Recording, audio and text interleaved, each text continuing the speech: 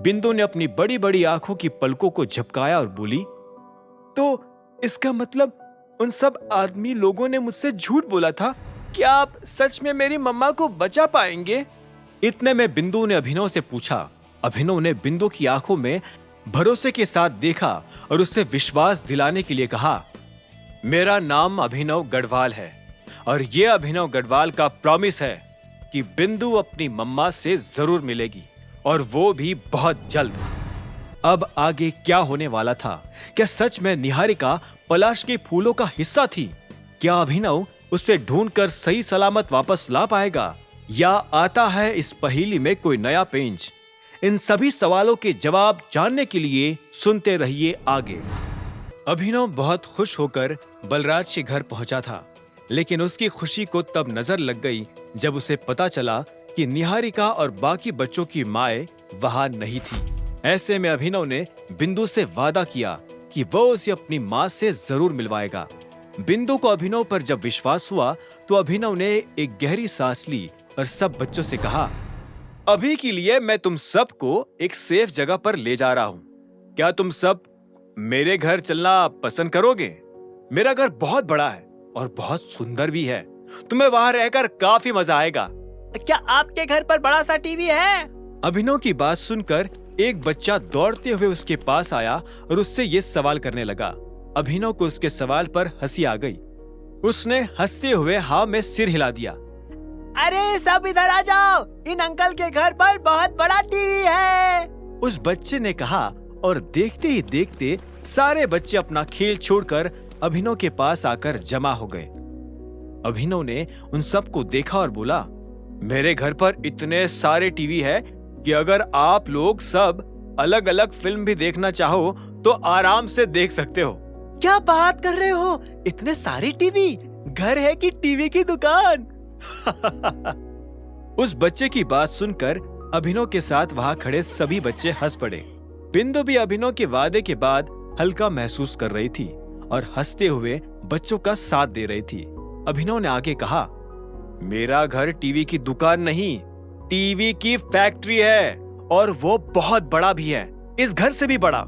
यह सुनते ही एक बच्चा और उत्सुक हुआ और उसने पूछा, तो आपके घर पर तो वीडियो गेम्स भी होंगे?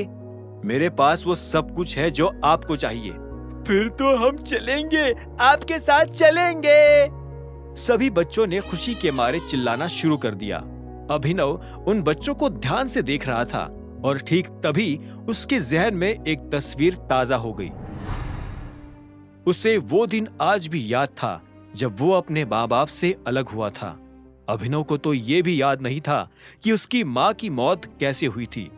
एक दिन जब अभिनव स्कूल से घर लौटा तो उसने देखा कि घर पर माँ नहीं है और जब तक उसके पिता की मौत नहीं हुई तब तक उसे ये ख्याल भी नहीं आया कि उसकी माँ मर चुकी है। अभिनव का परिवार एक बहुत ही खुशहाल परिवार था।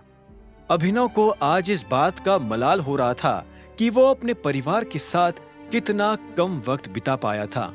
परिवार के ना होने पर अभिनव को परिवार की कीमत समझ में आ रही थी, लेकिन अब वो आगे ऐसा नहीं होने देना चाहता था। अभिनव अपने आने वाले परिवार के लिए अपना सारा वक्त निकाल कर रखना चाहता था। वो अपने बच्चों को बड़ा और अपने हमसफर को हर एक मिनट बूढ़ा होते हुए देखना चाहता था। वो उनके साथ मजे करना चाहता था। वो अपने बच्चों को कहानियां सुनाना चाहता था और अपने हमसफर के साथ बीते दिनों की यादों को ताजा करके हंसना चाहता था, रोना चाहता था। वो अपने हमसफर और अपने बच्चों के साथ एक ही बिस्तर पर चैन की नींद सोना चाहता था और इस बार अभिनव की इस नींद में कोई खलल नहीं डाल सकता था। अंकल चलो ना, एक बच्चे ने ये कहा और अभिनव अपने ख्यालों की दुनिया से बाहर आ गया।